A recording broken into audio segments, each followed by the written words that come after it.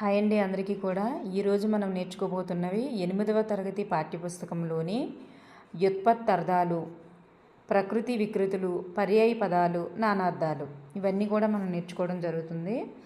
ముందుగా మనం 8వ తరగతి పాఠ్యపుస్తకం తెలుగు పాఠ్యపుస్తకం నుంచి ఇవి వ్యుత్పత్తర్థాలు చూసుకున్నట్లయితే గురువు అంటే అంధకారం అనే అజ్ఞానమును పోగొట్టేవాడు అని అర్థం వస్తుంది. వివరణ: ఎవరు అంటే ఉపాధ్యాయుడు. అతిథి అంటే తిథి మొదలైన నియమాలు లేకుండా ఇంటికి వచ్చేవాడు గృహగతుడు. దాశరథి అంటే దశరథుని యొక్క కుమారుడు శ్రీరాముడు. ధార్మికుడు అంటే ధర్మాన్ని ఆచరించేవాడు పుణ్యాత్ముడు. నగరం అంటే కొండవలే పెద్ద పెద్ద భవనములు కలది పట్టణం. పక్షి ధ్వంసకుడు, పక్షులను ధ్వంసం చేసేవాడు వేటగాడు. నెక్స్ట్ వన్ భాస్కరుడు, కాంతిని కలుగజేయేవాడు సూర్యుడు. విద్యార్థి, విద్యను అర్జించువాడు. విహంగం, ఆకాశంలో వెళ్ళినది పక్షి. శరీరం, రోగాదులచే శిథిలమయ్యేది మేను. సూర్యుడు, శౌర్యం ప్రదర్శించేవాడు వీరుడు. హృదయం, హరింపబడునది గుండె. క్షేత్రం, దైవం వెలసిన ప్రాంతము దేవాలయం. నెక్స్ట్ మనం పర్యాయ పదాలండి. పర్యాయ పదాలు చూసుకున్నట్లయితే ఆకాంక్ష పర్యాయ పదాలు ఏంటంటే కోరిక, వాంఛ, ఈప్సితం. నెక్స్ట్ ఆశ యొక్క పర్యాయ పదాలు ఇచ్ఛ, ఈప్స, కాంక్ష. నెక్స్ట్ ఇల్లు పర్యాయ పదాలు ఆవాసం, గృహం, నిలయం. ఉన్నతి పర్యాయ పదాలు వికాసం, అభివృద్ధి, ప్రగతి. ఉపాధ్యాయుడు పర్యాయ పదాలు గురువు, చదువు చెప్పేవాడు. నెక్స్ట్ మనం చూసుకున్నట్లయితే వడలు అంటే శరీరము, మేను, దేహము. నెక్స్ట్ కథన రంగము అంటే యుద్ధభూమి, రణస్థలం, రణరంగం. కలిమి అంటే సంపద, ఐశ్వర్యం.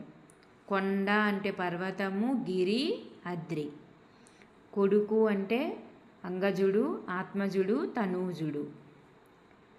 నెక్స్ట్ కోవెల అంటే గుడి, దేవాలయం, దేవస్థానం. చిత్తము అంటే మనసు, హృదయము. జలము అంటే నీరు, ఉదకము, తోయము. జెండా, కేతనం, పతాక, ధ్వజం. తండ్రి, అయ్య, జనకుడు, పిత. నెక్స్ట్ తీరము, దరి, ఒడ్డు, కూలం. తేజం, వెలుగు, కాంతిపుంజం, ప్రకాశం. నగరం, పురము, పట్టణము, వీడు. పరిమళం, సువాసన, తావి, సుగంధం. పసిడి, బంగారం, స్వర్ణం, కనకం. భార్య, అర్ధాంగి, ఆలు, ఇల్లాలు. కథనరంగం, యుద్ధభూమి, రణస్థలి.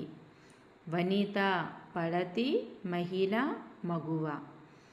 సంవత్సరం, వర్షం, వత్సరం, ఏడాది. నెక్స్ట్ ప్రకృతి వికృతులు మనం చూసుకున్నట్లయితే అక్షరం, అక్కరం. అద్భుతం, అబ్బురం. ఆశ్రయం, ఆసరా. కాంక్ష, ఖర్చు. చూడండి అన్ని డిఫరెంట్గా ఉన్నాయి. చంద్రుడు. తీరం, దరి. దీపం, దివ్వె. ధర్మం, దమ్మం. పంక్తి, బంతి. పక్షి, పక్కి. భోజనం, బోనం. యోధుడు, జోదు. రత్నం, రతనం. విధం, వితం. సంధి చూడండి అక్కడ ఒత్తుంది, సంధి మామూలుగా ఉంది. స్తంభం, కంబం. స్థలం, తల. స్నానం, తానం. నెక్స్ట్ నానార్థాలు చూసుకున్నట్లయితే అంకురం, మొలక. జలము, రక్తము. గంగా, నది, భగీరథి, నీరు. చీర, నారచీర, గోచి రేఖ, తార నక్షత్రం, ఓంకారం వాలి భార్య, తీర్థం నీరు, పుణ్యస్థలం పుణ్యనది, దర్శనం చూపు కన్ను బుద్ధి. నెక్స్ట్ దివి స్వర్గం ఆకాశం పాలపిట్ట, ధర్మం పుణ్యం యాగం న్యాయం, ప్రతిష్ట కీర్తి స్థాపన గౌరవం, ఫలము పండు ప్రయోజనం పంట, బతుకు జీవితం జీవితకాలం జీవనోపాయం, మందిరం గుడి ఇల్లు శరీరం, మాట పలుకు నింద వార్త, మిత్రుడు సూర్యుడు స్నేహితుడు, రక్తం ఎరుపు రుధిరం రాగి, వర్షం వాన సంవత్సరం జంబూదీపం, విహంగం కాదండి ఇది విహంగం పక్షి మబ్బు బాణం, విహంగం అంటే పక్షి కాబట్టి. నెక్స్ట్